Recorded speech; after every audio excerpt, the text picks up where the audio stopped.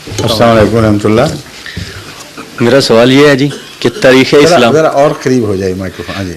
تاریخ اسلام میں اہل بیت کی بہت زیادہ اہمیت ہے اور واقعہ کربلا کے بارے میں ہمارا اعتقاد یہ ہے کہ اگر یہ نہیں ہوتا تو اسلام زندہ نہیں ہوتا آج. تو لیکن جماعت احمدیہ کے کتابی لٹریچر میں تو شاید اس بات کا ذکر ہوگا، لیکن کسی محفل میں یا کسی کئی دفعہ ہو چکا ہے، میں نے اس کا ذکر نہیں سنا. کئی دفعہ. بیٹھے تشریف رکھیں.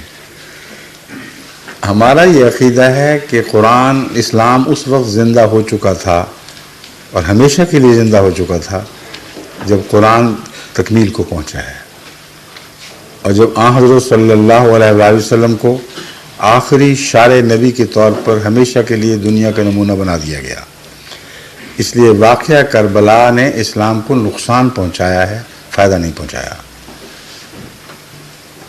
نقصان پہنچایا اور گہرا نقصان پہنچایا ہے، کیونکہ دنیا کے سب سے بڑے محسن کے ساتھ احسان فراموشی کا اظہار کیا گیا ہے، اور آپ کی اولاد سے محبت سے پیش آنے اور عزت سے پیش آنے کی بجائے اس کی بے حرمتی کی گئی ہے. اللہ تعالیٰ اس طرح مذاہب کو زندہ نہیں کیا کرتا کہ اپنے پیاریوں کی بے عزتیاں کروا کر مذاہب کو زندہ کرے. اس لیے صرف شیعہ مقررین کا ایک ٹکسالی کا فکرہ ہے، اس میں کوئی حقیقت نہیں ہے. اسلام کی زندگی کا تعلق کربلا سے نہیں ہے. اسلام کی زندگی کا تعلق رسول اللہ صلی اللہ علیہ وسلم اور قرآن کریم اور وہ صحابہ جو آپ نے پیدا کیے، ان کے اخلاق، ان کے اعمال حسنہ سے ہے، اور یہ کسی واقعہ کربلا کا محتاج نہیں.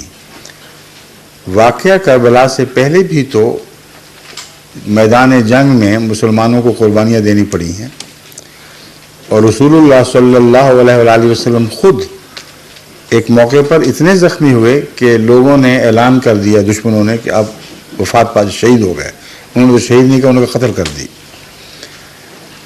اور اس واقعہ کا ذکر قرآن کریم نے اس طرح پیش فرمایا ہے کہ اس سے بہت نقصان پہنچا ہے، تکلیف ہوئی ہے، اور استغفار کرنی چاہیے ان لوگوں کو جو اس واقعہ کے شاہد ہیں، اور اس کے بد نتائج سے اللہ نے محض اپنے رحم سے ان کو بچا لیا. تو رسول اللہ صلی اللہ علیہ وآلہ وسلم کی قریبی شہادت سے تو اتنا نقصان پہنچا تھا کہ قرآن کریم نے اس کا ذکر کیا ہے اور اپنے فضل کا اظہار فرمایا ہے کہ خدا کا فضل نہ ہوتا تو وہ تمہیں نہ بچاتا. اس کا بہت بڑا نقصان ہونا تھا. لیکن رسول اللہ صلی اللہ علیہ وسلم کے نواسوں کی شہادت سے اسلام زندہ ہو گیا. یہ کیسے ہو سکتا ہے؟ پھر واقعہ کربلا میرے نزدیک انتہائی دردناک واقعہ ہے، جس پر مسلمانوں کو استغفار کرنا چاہیے، اور پہلوں کے لیے بھی استغفار جائز ہے، آئندہ لوگوں کے لیے بھی استغفار جائز ہے. قرآن کریم تعلیم دیتا ہے کہ اپنے آباء و اجداد کے لیے بھی استغفار کرو. بس میرا تو یہ رد عمل ہے کہ جب میں واقعہ دردناک واقعہ پڑھتا ہوں تو استغفار کرتا ہوں ان لوگوں کے لیے بھی جنہوں نے ظلم کیا ہے. اگر وہ آنکھیں کھول کر ظلم کرنے والے ہیں تو میرا یہ عقیدہ ہے کہ ایسے لوگوں کو سزا کے بغیر نہیں چھوڑا جائے گا. لیکن اگر غلطیاں ہوئی ہیں یا دونوں طرف سے کچھ غلط فہمیاں پیدا ہوئی ہیں تو اس معاملے میں ہمیں بحث نہیں کرنی چاہیے، کیونکہ انہوں نے ہمارے سامنے نہیں پیش ہونا. اور اس لیے بھی کہ تاریخ پر اتنے ابہام کے پردے ہیں کہ شیعہ روایتیں، سنی روایتیں، ان کے اندر فرق اور اسناد الگ الگ، اور واقعہ ایک لیکن مختلف طریق سے بیان ہوا. اس لیے ان باتوں پر جج بیٹھنے کا کس کو حق ہے؟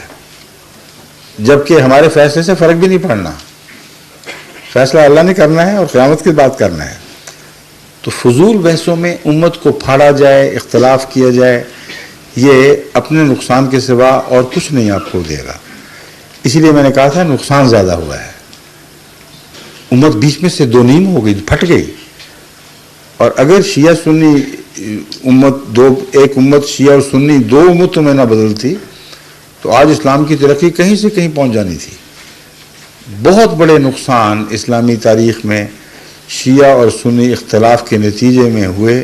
ہلاکو خاں کا حملہ ہوا اور بہت سے ایسے نقصانات پہنچے ہیں جن پر تاریخ گواہ ہے، جس کی بنیادی وجہ شیعہ سنی اختلاف تھا۔ تو اس لیے میرے نزدیک، اگر آپ اجازت دیں معذرت کے ساتھ، میں یہ تسلیم نہیں کرتا کہ اس واقعے سے اسلام زندہ ہوا ہے۔ اس واقعے سے اسلام کی زندگی کو بڑا سخت صدمہ پہنچا ہے، اور اس کے نقصان آج تک ہم دنیا میں دیکھ رہے ہیں۔ شکریہ۔